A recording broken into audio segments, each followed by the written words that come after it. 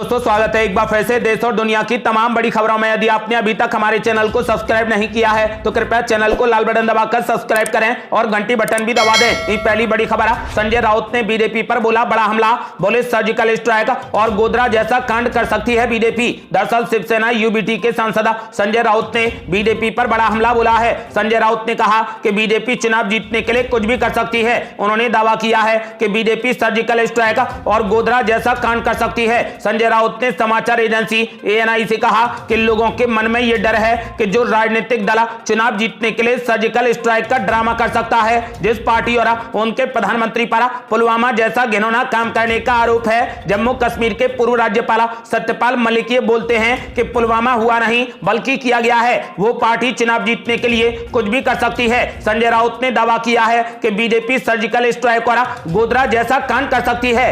अगली बड़ी खबर, विजय सिन्हा ने तेजस्वी यादव पर बोला जबरदस्त हमला, बोले सरकारी खजाना लूटने वाले पहले जनता की कमाई का हिसाब दें। दरअसल बिहार विधानसभा में नेता प्रतिपक्ष विजय कुमार सिन्हा ने उप मुख्यमंत्री तेजस्वी यादव द्वारा केंद्र सरकार पर आरोप लगाने के बाद उन पर जबरदस्त पलटवार किया है। विजय कुमार सिन्हा ने कहा कि सरकारी खजाना लूटकर अकूत संपत्ति बनाने वाले पहले राज्य की जनता की गाड़ी कमाई का हिसाब दें और तब देश की चिंता करें। सिन्हा ने कहा कि उनके परिवार को राज्य या फिर केंद्र की सरकार में जब भी मौका मिला इन्होंने दोनों हाथों से सरकारी खजाने को लूटा और संपत्ति अर्जित की। विजय कुमार सिन्हा ने कहा कि उसी का यह परिणाम है कि वे स्वयं और उसके सभी परिवार सदस्य भ्रष्टाचार के मामलों में कानून के गिरफ्त में हैं और कोर्ट के चक्कर लगा रहे हैं। अगली बड़ी खबर, नेताओं और अफसरों के पसीने छुड़ा देने वाली ईडी के खिलाफ आखिर सीबीआई ने क्यों शुरू की जांच। दरअसल पिछले कुछ सालों से हमारे देश में एक जांच एजेंसी का नाम बहुत ज्यादा सुर्खियों में रहा है और वो है ईडी यानी प्रवर्तन निदेशालय। ईडी की स्थापना मनी लॉन्ड्रिंग संबंधी मामलों की जांच करने के लिए की गई थी, लेकिन पिछले कुछ सालों में इस जांच एजेंसी ने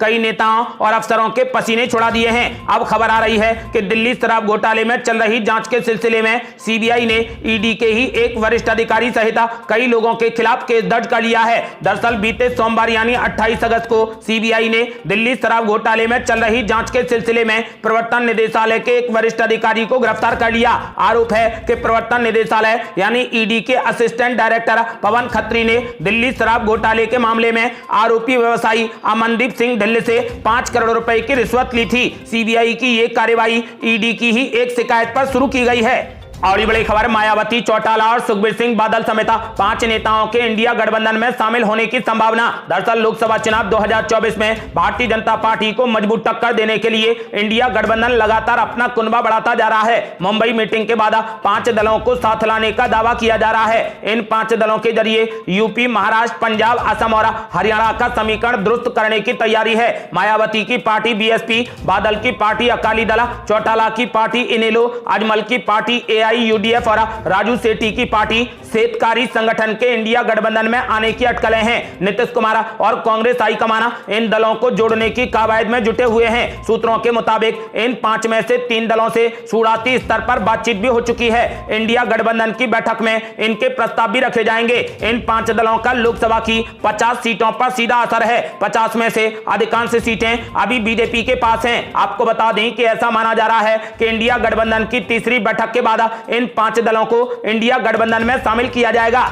अगली बड़ी खबर, कांग्रेस नेता मनीष तिवारी ने बीजेपी पर बोला जबरदस्त हमला, बोले भारत की जमीन पर कब्जा करने वाले शी जिनपिंग दिल्ली में आ रहे हैं, क्या ये भारत को शोभा देगा। दरअसल चीन ने एक बार फिर उकसाने वाला काम करते हुए नया नक्शा जारी किया है, जिसमें भारत के अरुणाचल प्रदेश और अक्साई चीन को अपना हिस्सा दिखाया है। ये नक्शा ऐसे समय में जारी हुआ है जब चीन के राष्ट्रपति अगले महीने सितंबर में होने वाली G20 की बैठक के लिए नई दिल्ली में आने वाले हैं। कांग्रेस सांसद मनीष तिवारी ने इस मैप को बेतुका बताया है। इसके साथ ही उन्होंने केंद्र सरकार को सलाह भी दी है। समाचार एजेंसी एएनआई से तिवारी ने कहा कि चीन का दावा बेतुका है। आज असल मुद्दा यह है कि चीन ने थिएटर स्तर पर कई पॉइंट पर एलएसी का उल्लंघन किया है। ऐसे में सरकार को गंभीरता से आत्मनिरीक्षण करना चाहिए कि दिल्ली में ऐसे व्यक्ति शी जिनपिंग को बुलाना क्या भारत के स्वाभिमान के अनुरूप होगा, जिसने एलएसी से लगी भारतीय जमीन पर अवैध कब्जा किया है।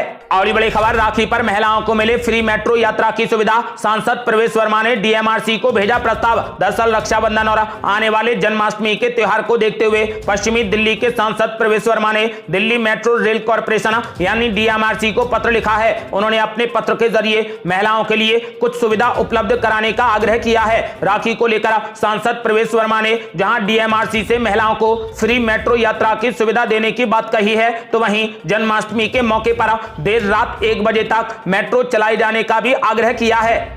और बड़ी खबर है, उत्तराखंड में इसी साल लागू होगा समान नागरिक संहिता कानून। मुख्यमंत्री धामी ने कर दिया बड़ा ऐलान। दरअसल मुख्यमंत्री पुष्कर सिंह धामी ने कहा कि इसी साल उत्तराखंड में समान नागरिक संहिता कानून लागू कर दिया जाएगा। एक समाचार चैनल के कार्यक्रम में बोलते हुए मुख्यमंत्री धामी ने कहा कि हमने 2022 के चुनावों में लोगों से वादा किया था कि सूबे में समान नागरिक संहिता को लागू करेंगे। सरकार बनने के बाद हमने सबसे पहले इस संबंध में एक कमेटी बनाने का निर्णय लिया। समिति ने राज्य के 2.33 लाख लोगों, संगठनों और संस्थानों के साथ साथ आदिवासी समुदायों से भी सुझाव लिए हैं। मुख्यमंत्री पुष्कर सिंह धामी ने कहा कि देश में एक समान नागरिक कानून होने चाहिए, ये जनता की मांग है और इसकी शुरुआत उत्तराखंड से होगी। उन्होंने ऐलान कर दिया है कि संवैधानिक व्यवस्था के तहत हम इसी साल राज्य में समान नागरिक संहिता कानून को लागू करेंगे।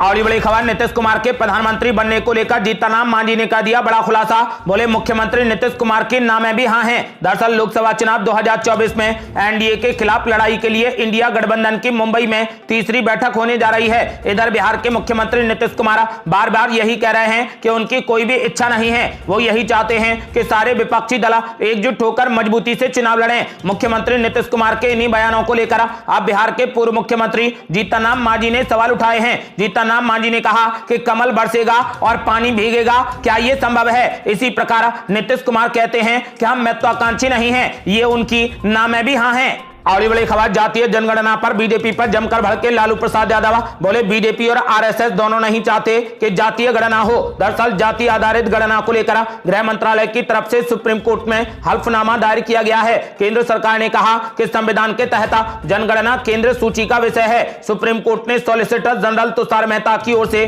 केंद्र का जवाब दाखिल करने के लिए समय मांगने के बाद मामले की आगे की सुनवाई के लिए 28 अगस्त की तारीख तय की है। अब इस मामले में हल्फनामा दायर करने के बाद आरजेडी सुप्रीमो लालू प्रसाद यादव ने बीजेपी और आरएसएस पर जमकर हमला बोला। लालू प्रसाद यादव ने कहा कि बीजेपी और आरएसएस दोनों नहीं चाहते कि जातिगत जनगणना कराई जाए। लालू प्रसाद यादव ने बीजेपी पर हमला करते हुए कहा कि बीजेपी का जन्म ही पिछड़ा विरोध में हुआ है। बीजेपी कभी भी नहीं चाहती है कि वंचित वर्गों का सामाजिक और आर्थिक उत्थान हो। और बड़ी खबर है, एलपीजी रसोई गैस सिलेंडर 200 रुपए सस्ता करने की तैयारी में मोदी सरकार। 2024 के चुनाव से पहले खेला जाएगा बड़ा दांव। दरअसल लोकसभा चुनाव की तैयारियों में जुटी केंद्र सरकार जनता को घरेलू एलपीजी सिलेंडरों की कीमतों में बड़ी राहत दे सकती है। सूत्रों का कहना है कि एलपीजी सिलेंडर की कीमतों में 200 रुपए की कटौती की जा सकती है। ये राहत सरकार सिलेंडर पर सब्सिडी के तौर पर देगी। पिछले दिनों भी सूत्रों के हवाले से ऐसी ही खबर आई थी कि सरकार पीएम किसान निधि योजना की रकम में इजाफा कर सकती है और एलपीजी सिलेंडरों की कीमतें घटाई जा सकती हैं। दरअसल सरकार सब्सिडी देने जैसा फैसला अभी से इसलिए करना चाहती है ताकि राजस्थान, मध्य प्रदेश और छत्तीसगढ़ के चुनाव में भी इसका फायदा मिल सके। इन तीनों ही राज्यों में इसी साल के नवंबर तक विधानसभा के इलेक्शन होने वाले हैं। इसके अलावा तेलंगाना में भी इसी साल चुनाव होने हैं। प्रधानमंत्री नरेंद्र मोदी ने 15 अगस्त के अपने भाषण में भी महंगाई से राहत देने के लिए कदम उठाने की बात कही थी। उसके बाद यह फैसला होना उसी कड़ी में देखा जा रहा है। खबर है कि केंद्र सरकार की ओर से इस पर फैसला ले लिया गया है और कभी भी इसके बारे में ऐलान किया जा सकता है। और बड़ी खबर, 23 अगस्त को अब हर साल मनेगा राष्ट्रीय अंतरिक्ष दिवस। केंद्र कैबिनेट ने प्रधानमंत्री मोदी की घोषणा पर लगा दी मोहर। दरअसल चंद्रयान 3 की सफलता को लेकर प्रधानमंत्री नरेंद्र मोदी ने बड़ा फैसला लेते हुए 23 अगस्त को राष्ट्रीय अंतरिक्ष दिवस मनाने का फैसला लिया था। मंगलवार को केंद्र कैबिनेट ने इस फैसले पर मोहर लगा दी है। कैबिनेट ने चंद्रयान 3 की सफलता की पृष्ठभूमि में 23 अगस्त को राष्ट्रीय अंतरिक्ष दिवस के रूप में मनाने की घोषणा की। इसके अलावा मोदी कैबिनेट ने अपने फैसलों में एलपीजी रसोई गैस सिलेंडर के दाम कम करने की भी घोषणा कर दी। सिलेंडर अब 200 रुपए तक कम हो जाएंगे। भारत के इस फैसले से 33 करोड़ एलपीजी उपभोक्ता लाभान्वित होंगे। और ये बड़ी खबर, मुंबई में भी इंडिया गठबंधन को कड़ी टक्कर देगा एनडीए, अजीत पवार गुट की होगी बड़ी भूमिका। दरअसल मुंबई में होने वाली इंडिया गठबंधन की महाबैठक का जवाब देने का पूरा प्लान एनडीए ने भी तैयार कर लिया है। 1 सितंबर को देश की आर्थिक राजधानी में दोनों ही गठबंधनों के बीच सीधी टक्कर दिखाई देगी। एक तरफ जहां पर इंडिया गठबंधन ने 26 दलों की बैठक बुलाई है, तो वहीं महाराष्ट्र सरकार के घटक दल और भाजपा के सहयोगी भी बड़ी बैठक करने जा रहे हैं। 1 सितंबर को होने वाली इंडिया गठबंधन की बैठक में आने वाले लोकसभा चुनाव में सीट शेयरिंग और गठबंधन के लोगों को लेकर ऐलान हो सकते हैं। और बड़ी खबर, बिहार की जातीय जनगणना पर मोदी सरकार ने वापस लिया हल्फनामा, कुछ ही घंटों में बदला स्टैंड। दरअसल जनगणना से जुड़ा कोई भी काम केंद्र सरकार के अलावा और कोई नहीं कर सकता। बिहार की जातीय जनगणना को लेकर केंद्र सरकार ने सुप्रीम कोर्ट में यह हल्फनामा दिया था, जिसने उसे कुछ ही घंटों के अंदर वापस ले लिया। सोमवार को सुबह अदालत में केंद्र सरकार ने जो हल्फनामा दिया था, उसमें कहा था कि जनगणना से जुड़ा कोई भी काम केंद्र सरकार ही करा सकती है, उसके अलावा किसी भी राज्य सरकार एवं अन्य एजेंसियों के दायरे में जनगणना कराना नहीं है। लेकिन सरकार ने अपना स्टैंड बदल लिया और नया हल्फनामा दाखिल करते हुए पुराने को खारिज करने की मांग की। और बड़ी खबर, 3 दिन के लिए दिल्ली बंद, जानिए लोगों को क्या क्या मिल सकेंगी सुविधाएं। दरअसल दिल्ली में G20 शिखर सम्मेलन के दौरान मेट्रो से सफर करना सबसे सुगम रहेगा। राजधानी के किसी भी स्टेशन पर कोई भी पाबंदी नहीं लगाई गई है। सिर्फ सुप्रीम कोर्ट मेट्रो स्टेशन 3 दिन बंद रहेगा, क्योंकि उसके नजदीक ही सम्मेलन का आयोजन होगा। नई दिल्ली में बाहरी वाहनों की आवाजाही बंद रहेगी। ट्रैफिक पुलिस ने साफ किया है कि नई दिल्ली के अलावा किसी भी क्षेत्र में वाहनों की आवाजाही पर रोक नहीं है। ट्रैफिक पुलिस के अनुसार लोगों को परेशानी नहीं होने दी जाएगी। आपको बता दें कि यहां पर रहने वाले लोग पते से संबंधित दस्तावेज दिखाकर आवाजाही कर सकेंगे। रिंग रोड चालू रहेगा, लेकिन नई दिल्ली की तरफ प्रवेश नहीं मिलेगा। बाहरी वाहनों के आने पर पाबंदी रहेगी, लेकिन मेट्रो से लोग सुप्रीम कोर्ट स्टेशन को छोड़कर किसी भी अन्य स्टेशन तक जा सकेंगे। अस्पतालों में आने पर रोक नहीं होगी, लेकिन मरीज को उपचार के दस्तावेज दिखाने होंगे।